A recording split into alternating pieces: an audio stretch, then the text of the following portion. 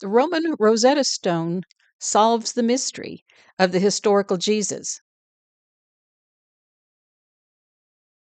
What you're looking at isn't just a work of art, it's a relic in disguise.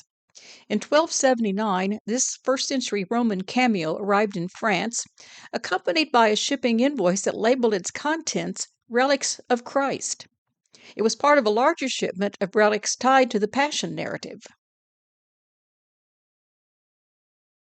This priceless stone preserved the keys to the crucifixion story, but not the version Paul gave us. It told a different passion, centered not on death and atonement, but on secrets hidden in the Hebrew Bible.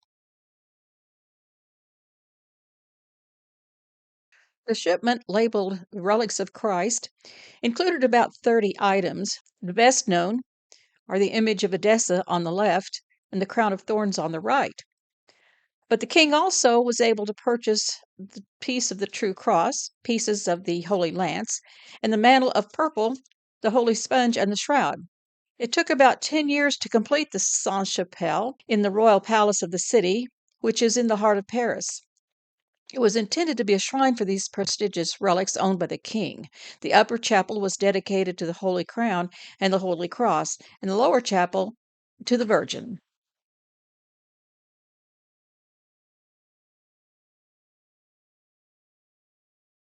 Now we're going to decode the cameo. The upper level depicts the deceased members of the Julio-Claudian Ptolemy dynasty, each identified by the item depicted with them. Holding the shield of Zeus and Pallas Athena is a man born Marcus Antonius around 64 or 63 BCE, who died as Marcus Vipsanius Agrippa in 14 CE. History claims that Antony committed suicide in 30 BCE, but what if that death was symbolic, a theatrical sacrifice to allow Marcus Agrippa to emerge? Both men were born around 64 BCE. Both rose by Caesar's side. One vanished, the other appeared. Two names, one shield, one legacy. He was the first to play the role of Jesus, born from the union of Rome, Egypt, and Jerusalem. The staff Augustus holds becomes a blended emblem, a Roman scepter of worldly power and a mosaic staff of deliverance, suggesting Augustus as a new Moses, leading the divine family, the Nazarene line, into a new covenant. Not merely emperor, but prophet. The staff he holds rules empires and parts seas of history. Cleopatra holds the Eye of Ra, or the Eye of Horus, which represents the divine feminine power, protection, insight, and healing, the watchful eye of the sun, which sees all and acts on behalf of divine justice. Cleopatra holding the Eye of Ra is the embodied goddess, seer and mother of the Nazarene line, source of divine legitimacy for Caesarion, Tiberius, and ultimately Germanicus and Agrippina. She watches from the heavens, not as a dead queen, but as a living divine force, overseeing the transformation of Rome's imperial family into the high priesthood of Jesus. Julius Caesar was famously associated with a white horse, said to be born with human like toes, a sign of divine favor. And according to Pliny the Elder, Caesar was the only person who could ride this horse, and he reportedly dedicated it to Venus Genetrix after his triumphs. His horse was treated as sacred. It was housed in its own marble stable. Pegasus, the winged horse, is a creature of divine inspiration and heavenly ascent, born from Medusa's blood and associated with Zeus and the Muses. Caesar riding Pegasus symbolizes his deification after death, his roles as heavenly progenitor of the Nazarene line of Jesus, a mythic ascension linking Roman power to divine wisdom and light. The Lares of Augustus, which was restored by Claudius, sets the time for this scene. It's a transfer of power, but not just imperial power, also priestly power, Nazarene power. At first glance, the cameo appears to celebrate Claudius becoming emperor in January of 41, and it does, but not as a tribute, as a record and an enigma. The middle row depicts the Julio-Claudian Ptolemies that were alive at the time Claudius became emperor and Caligula was deposed.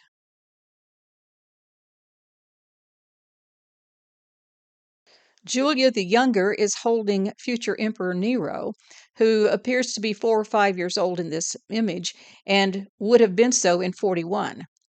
She holds a scroll, perhaps a formal decree from the emperor that lifted her exile, or it could be a decree commuting Caligula's assassination and giving him a new identity, or both. These rescripts were issued when someone petitioned for mercy.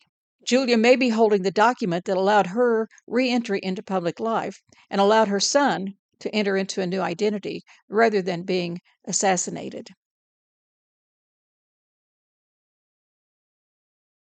Emperor Tiberius passes the shield of Zeus and Pallas Athena to Germanicus and Agrippina. It's a symbol of wisdom, priesthood, and prophetic authority.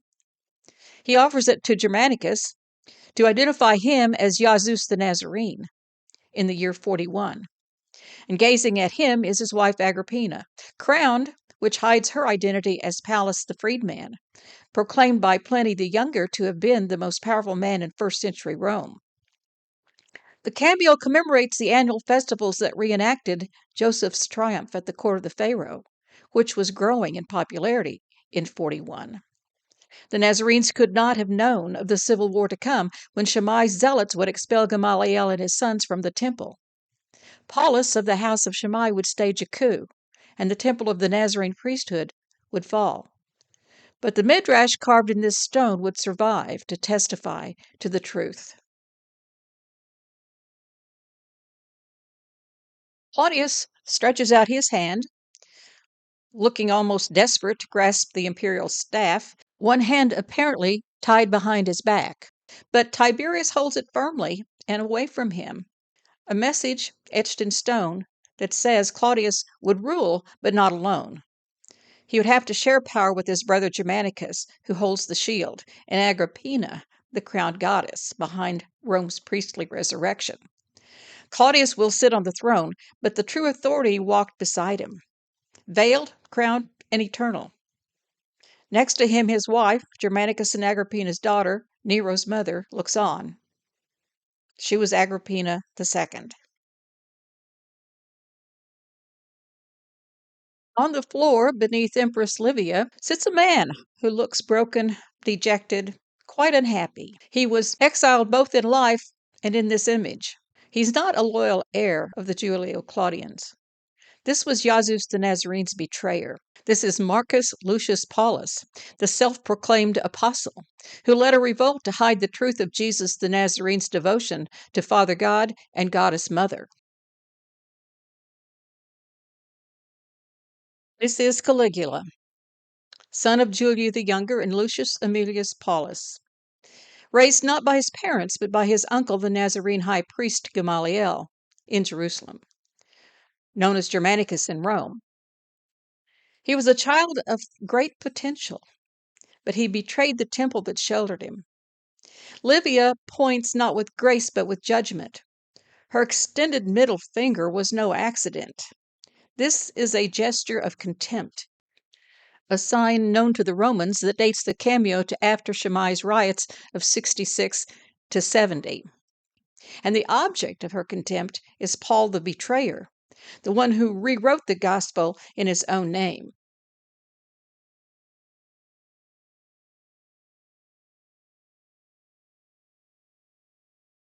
An obvious objection we're going to run into here is that Tiberius died in 37 could not have handed the shield to Germanicus and Agrippina in 41. But Philo warned that stories about gods are enigmas to be solved, and Tiberius had been deified, as all of the Julio-Claudians were. And Lucius Vitellius served as imperial representative at key transitions, notably at Claudius's ascension in 41. So a Tiberius to Vitellius metamorphosis would place his face on the figure holding the emperor's staff and the shield of Zeus and Pallas Athena. The lower level of the cameo reveals the identities of fictional characters that were portrayed by members of the Julio-Claudian dynasty.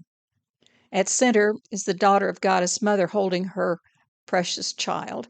Her husband Joseph is on her right, and Goddess Mother looks over her left shoulder. Far left, Moses and his sister Mariame. Far right may depict Homeric characters, we're not sure. So here, the Julio-Claudians cast themselves not merely as rulers, but as the embodied myths, the midrash made flesh. Joseph, Mary, Moses, and perhaps even Homer are captured in stone, each a mask, each a mirror. The story is not historical, it is scriptural, replayed by emperors who became gods. The Roman Rosetta Stone was not commissioned in 41 CE.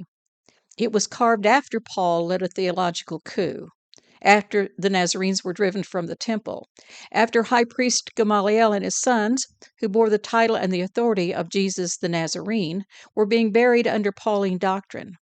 So Philo and Gamaliel, or those loyal to their vision, preserved the truth in a language that would survive. Enigma, stone, myth. Because they knew a gospel in parchment can be burned, but a gospel in stone will endure.